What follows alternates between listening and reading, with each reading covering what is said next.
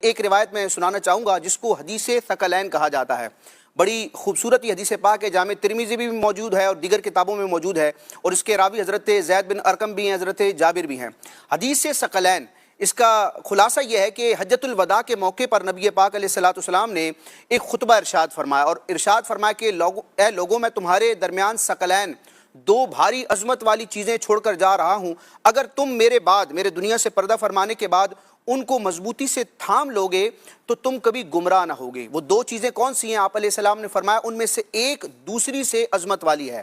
پہلی چیز جو بڑی عظمت والی ہے وہ ہے قرآن مجید، کہ قرآن مجید تمہارے پیچھے چھوڑ کر جا رہا ہوں، اس کو مضبوطی سے تھامنا ہے۔ اور فرمایا دوسری چیز میری اطرت، میرے اہل بیت ہیں۔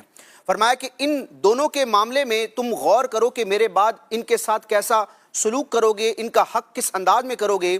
قیامت کے دن جب نبی کریم علیہ الصلوۃ والسلام حوض کوثر پر آئیں گے، سرکار فرماتے ہیں کہ قرآن اور اہل بیت ایک ساتھ رہیں گے، یہ ایک دوسرے سے جدا نہیں ہوں گے یہاں تک کہ حوض کوثر پر میرے پاس آ جائیں۔ تو صحابہ کرام اہل بیت اطہار کی جو اتباع پیروی ہے، یہ نبی کریم علیہ الصلوۃ والسلام کا دیا ہوا درس ہے۔ یہاں پر جو اہل بیت اطہار کو مضبوطی سے تھامنے کا حکم دیا گیا، اس کا مطلب کیا ہے؟